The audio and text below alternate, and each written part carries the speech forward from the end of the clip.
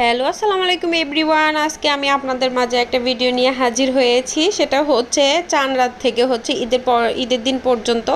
তো শুরু থেকে আমি কি করেছি সেটা দেখিয়ে দিচ্ছি। এখানে দেখুন কত সুন্দর একটা ফুটিং। এই ফুটিংটা কিন্তু তৈরি করেছি ঈদ উপলক্ষে। আর কেমন হয়েছে সবাই কিন্তু জানিয়ে দিবেন। আসলে ঈদের দিনে ভিন্ন কিছু বা স্পেশাল কিছু না করলে নাই হয় আর কি। মানে একটা ডেজার্ট তো লাগেই, তো করে ফেললাম। আর এখানে মধু খাবেন, মধু দেখুন রসমালাই সেই সুন্দর তরমুজটা। আসলে আপনাদের ভাইয়া এভাবে স্লাইস করে কেটে নিয়ে আসছে যাতে তরমুজের ভিতরটা দেখে বোঝা যায় যে ভালো হবে না খারাপ। তো এই আর কি। তো আমি ভাবছিলাম একটু ভিডিও বানিয়ে নিই। তো আমার মেয়েকে ওই পিসটা দেওয়া হয়েছে, সে কিন্তু খাচ্ছে এটা। তো আমি একটু ভিডিও করে রাখছি যে খাও খাও মধু খাও, অনেক মানে একবারে রসমালাই মজা। আর এখানে ইফতার মানে শেষের ইফতার যেই দিন মানে চাঁদ রাত ছিল আর কি। তো ওই দিনের ইফতার মানে শেষের ইফতারটার ভিডিও আজকে একটু করে রাখলাম। তো এখানে পাকনা পেঁপে নিজেদের গাছের। আর এদিকে হচ্ছে অনেক গরম বাসার মধ্যে পড়েছে। তো আপনাদের ভাইয়া বলছে যে বাচ্চাদের অনেক কষ্ট হয়ে যাবে এই গরমে, এজন্য একটা এসি লাগিয়ে ফেলি। তো এর জন্য আর কি চাঁদ রাত্রে দেখুন যে ভাইয়ারা লাগাচ্ছে এসিটা, ওনারা কিন্তু অনেক কষ্ট করে এই দূর থেকে এসে তারপরে হচ্ছে এসিটা লাগিয়েছে।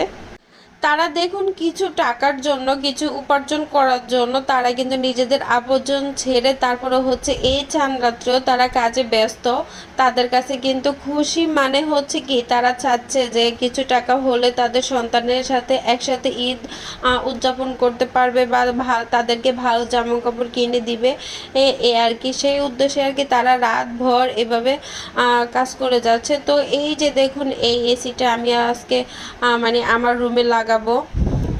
তো এই যে তারা কিন্তু কাজ চালিয়ে দিচ্ছে ভাইয়ারা। ওনাদেরকে অনেক অনেক ধন্যবাদ। ওনারা একবারে যত্ন সহকারে A to Z আর সব কাজ করে তারপরে হচ্ছে এসিটা সুন্দরভাবে ফিট করে দিয়েছে আমাদের ঘরে। তো ওনাদেরকে অসংখ্য অসংখ্য ধন্যবাদ। তো এই ছিল হচ্ছে চাঁদ রাত্রির ভিডিও। আরও অনেক ছিল, সেগুলো হয়তো নাই দেখালাম।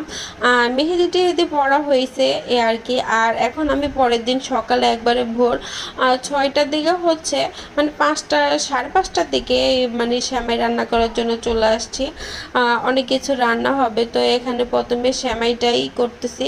কেননা ঈদে যখন যাবে সবাই নামাজ পড়ার জন্য তখন কিন্তু একটু মানে মিষ্টি মুখ না করলে নয়, মিষ্টি মুখ করে তারপরে হচ্ছে ঈদগাহ মাঠে যাওয়া ভালো নামাজ পড়তে। তো এর জন্য সকাল সকাল একবারে রান্না করার জন্য চলে আসছি। এখানে আমি সেমাই রান্না করব, হচ্ছে লাচ্চা সেমাইও করব আর হচ্ছে করাচ্ছিও করব, যেহেতু দুইটাই খাওয়া সবাই পছন্দ করে। তো এর জন্য আমি দুইটাই করে নিলাম। আর যদি মেহমান আসে তাহলে তো দেওয়াই লাগে। আর ঈদের দিন তো খুঁটিনাটি মেহমান আসেই, যেমন আপনাদের ভাইয়ার বন্ধুরা আসে, আবার নিজেদেরও কিছু আত্মীয় স্বজন আছে তারাও কিন্তু আসে। তো মানে কিছু তো করাই লাগে। তো এর জন্য আমি আগে ডেকোরেশন করে দেখিয়ে দিয়েছি সামান্য পরিমাণে। এখানে কিন্তু কাজু বাদাম আর হচ্ছে আমি চেরি ফলটা আনতে আমার একদমই মনে নেই, যেহেতু রাত্রেবেলা অনেক কাজ খাটাখাটনি হয়েছে এসি নিয়ে, ঘরেরও অনেক অবস্থা খারাপ ছিল। আর এগুলো গোছাইতে গোছাইতে মানে অনেক রাত হয়ে গেছে, প্রায় 2:30 3টের দিকে আমরা ঘুমাইছি। তো এই আর কি। এখন আমি কিছু পরিমাণে কিচমিচ দিয়ে তারপরে হচ্ছে এখানে দুধটা জাল করে নিয়েছি অনেকক্ষণ ধরে। তো এখন আমি এটাকে দিয়ে দেব। আর সেমাই রান্না করার সময় অবশ্যই হালকা কুসুম গরম দুধ দেওয়া ভালো, মানে একটু কুসুম গরমের চাইতে একটু বেশি, তাহলে সেমাইটা ভালো থাকে। আর যখন আমরা চুলার মধ্যে দুধ রেখে সেমাইগুলো দিয়ে দেবো তখন কিন্তু সেমাইগুলো একবারে গলে যাবে আর খেতে ভালো লাগবে না, আর না হয় চুপসে যাবে, মানে সবগুলো সেমাই একবারে দুধটাকে খেয়ে ফেলবে।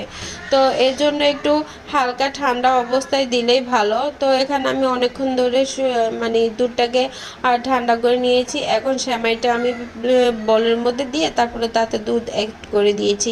এখানে আমার যদি দুধ কম হয় তাহলে আমি এক্সট্রা অ্যাড করে দিতে পারবো।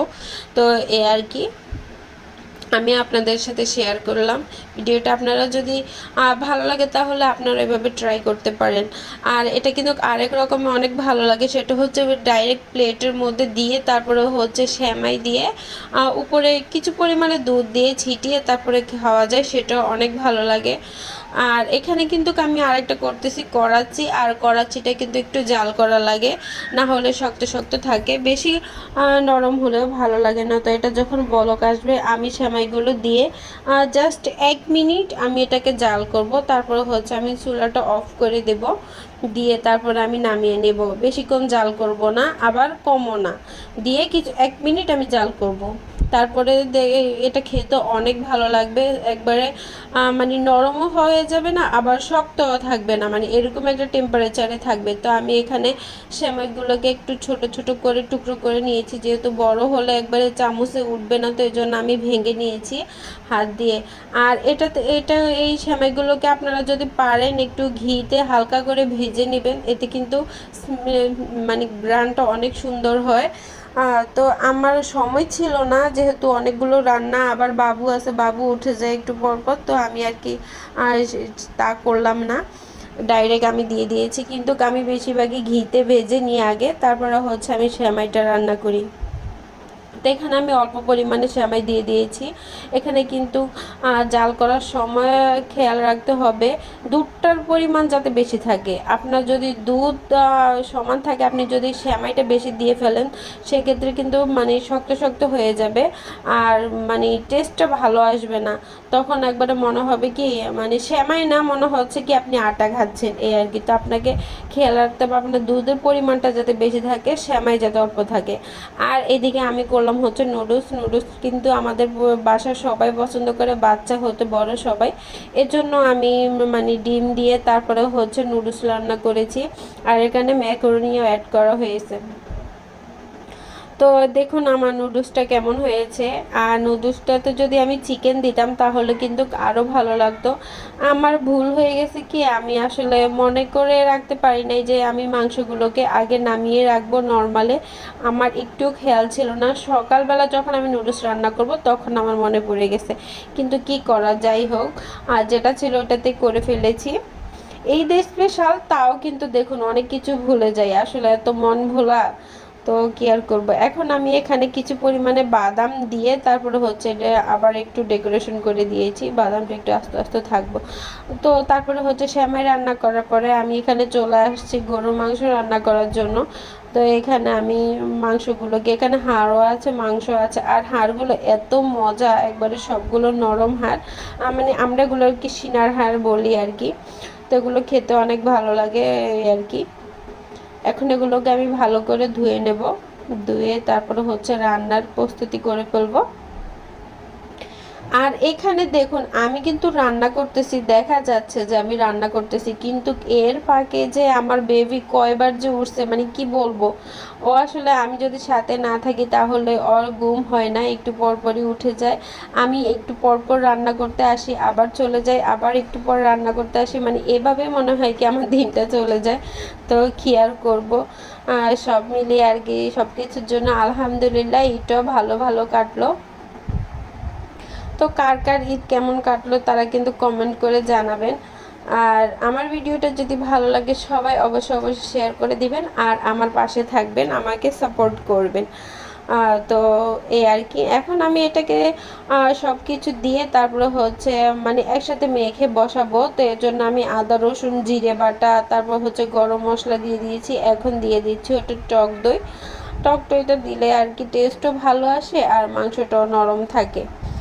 তো আমি দিয়ে দিয়েছি পরিমাণ মতো। এখন আমি দিয়ে দিচ্ছি হচ্ছে হলুদের গুঁড়া, মরিচের গুঁড়া, মানে সব যা যা লাগে আর কি গরু মাংস রান্না করার জন্য। আর এখানে আমি কিন্তু জয়ফল একটু বেটে দিয়েছি, মানে অর্ধেকটা, যেহেতু এখানে 2 কেজি মাংস আছে। তো আমি এটাতে দিয়ে দিয়েছি হচ্ছে আদাটা জয়ফল, বেশি স্মেলও আসবে না। তো আমি জাস্ট সেদ্ধ হওয়ার জন্য আমি জয়ফলটা এখানে অ্যাড করেছি। আর এখানে দিয়ে দিয়েছি হচ্ছে পরিমাণ মতো লবণ আর তেল। তারপরে হচ্ছে পেঁয়াজ দিয়ে তারপরে হচ্ছে এটাকে ভালো করে আমি মেখে নেব। আর আমি এলাচগুলোকে কিন্তু একটু ফেটে ফেটে দিয়েছি, যাতে মানে ঘ্রাণটা ভালো করে ছড়ায়। তো এই যে দেখুন চুলার মধ্যে দিয়ে তারপর হচ্ছে এটাকে ভালো করে আমি নেড়ে চেড়ে আবার ঢাকনা দিয়ে ডেকে ভালো করে কষিয়ে নেব। আর এটা কিন্তু চুলার আঁচ মাঝারি আছে থেকে একটু কম আছে, আমি পুরোটা মাংস সেদ্ধ করে নেব। আর বাহিরে বসবো তখনই আমি মানে পুরাই অবাক, মানে একটা সারপ্রাইজের মতো। সে কিন্তু আমাকে বলেনি যে সে আমাদের বাড়িতে যাবে। তো আমি যখন দরজা খুলে একটু মানে মানে কি বলবো, দেশ গ্রামে বলে আর কি, মানে মেহমানদের দরজা বলে ওটা, মানে মেইন যে দরজা, ওই দরজা খুলে আমি একটু জাস্ট সিঁড়িতে বসতে যাব, তখন আমি দরজা খুলে দেখি কি ও সিঁড়ির উপরে বসে আছে।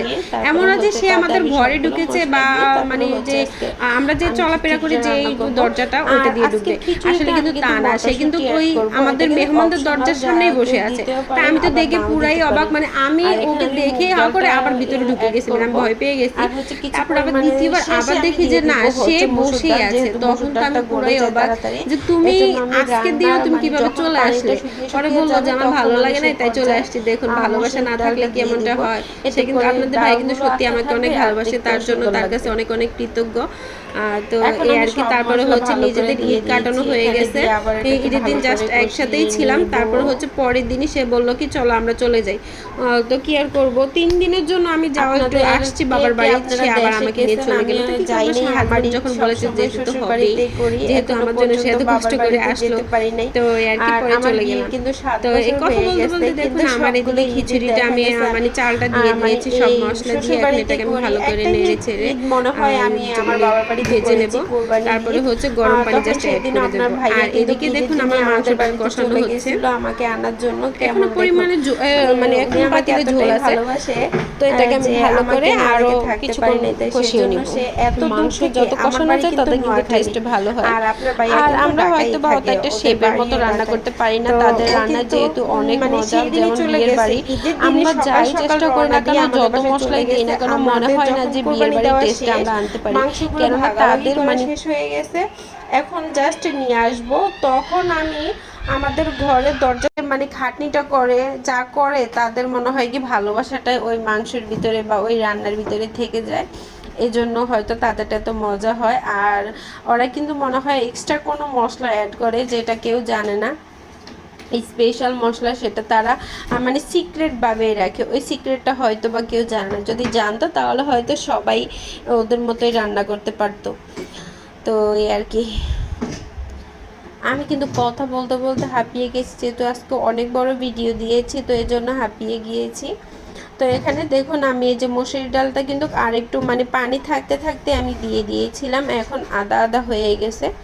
আর এদিকে আমি মাংসতে কিন্তু ঝোল দিয়ে দিয়েছি কিছুক্ষণ পরে। আর এটা হচ্ছে আমাদের মানে খিচুড়ি তো দুপুরে খাওয়া শেষ হয়ে গেছে সবাই মিলে। মানে আমার ননাসের জামাই, ওনাকেও বলছিলাম যে এসে খাওয়ার জন্য, ননাস তারপরে হচ্ছে আর কি সবাই মিলে খাওয়া দাওয়া হয়েছে। এখন হচ্ছে বিকালে হচ্ছে চটপটি করব, তো তাদেরও বলছি যে আপু যেহেতু আপনারা আছেন তাহলে চটপটিটা হয়ে যাক, সবাই একসাথে খেয়ে ফেলি। তো প্রত্যেকবার তো দোকানে গিয়ে খাওয়া লাগে, আসলে দোকানে গিয়ে খেতে গেলে কিন্তু অনেক টাকা খরচ হয়ে যায়, কিন্তু সেই একইভাবে যদি আমরা যদি বাসায় করি, খেতেও মজা লাগবে, টেস্টও হবে, আর সবাই মিলে খাওয়া যাবে, আর টাকাটাও সাশ্রয়ী হবে। তো আর কি সব কিছু মিলে এখন সব মানে কেটে তারপরে হচ্ছে রেডি করে নিয়েছি, এখন সবাই পরিবেশন করে খেয়েছি। খুবই ভালো লাগলো চটপটিটা। দোকানে গেলে হয়তো অনেকগুলো টাকা চলে যেত, এক প্লেট মনে হয় কি 80 থেকে 90 টাকা যায় ঈদের সময়। আর বিকালবেলা একটু ঘোরাঘুরি হলো।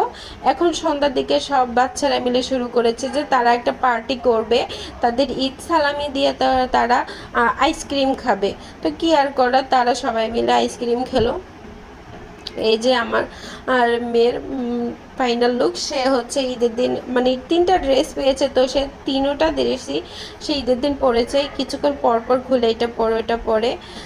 তো এই আর কি। আর এই যে দেখুন আমার বাবাটা, সেও কিন্তু বের হয়ে গেছে, সে আজকে পাঞ্জাবি পরেছে, তারপরে হচ্ছে জুতা পরেছে, টুপি পরেছে, তার খালামণি দিয়েছে ওগুলো, যে আমার মানে মানে তার প্রথম ভাগিনা আর কি, মানে আমার বোনের ছেলে অনেক পছন্দ, তো যেহেতু নেই, সে কিন্তু আমার বাচ্চাকে অনেক আদর করে। তো সে ধুতি পাঞ্জাবি তারপরে হচ্ছে জুতা দিয়েছিল, ওগুলো পরে তার সকালবেলা তার বাবার সাথে গায়ে গিয়েছিল, তারপরে আসছিল। আর এখন আমরা যখন বিকালবেলা একটু বের হয়েছি, খুবই ভালো লাগলো আসলে সব কিছু। আর মাঝে একটু ঘোরাঘুরি করতে খুবই ভালো লাগে। তো আমরা গিয়েছিলাম হচ্ছে আমাদের নানা শ্বশুরের বাড়ি, তারাও কিন্তু ঢাকায় থাকে, তো একটু ঘোরাঘুরি করে তারপরে হচ্ছে আবার সন্ধ্যার দিকে চলে আসলাম। তো আজকের ভিডিও পর্যন্তই, সবাই ভালো থাকবেন, সুস্থ থাকবেন, আল্লাহ হাফেজ। আর হ্যাঁ, যারা যারা ভিডিও দেখেছে সবাই কিন্তু সালামি দিবেন, সালামি না দিয়ে যাবে না। যেহেতু এত কষ্ট করে একটা ভিডিও বানাচ্ছি, সালামি তো মানতে হয়। তো ঈদ যেহেতু চলে আসছে, সালামিটা অবশ্যই দিবেন আমার কলিজার ভাই ও বোনেরা। আসসালামু আলাইকুম।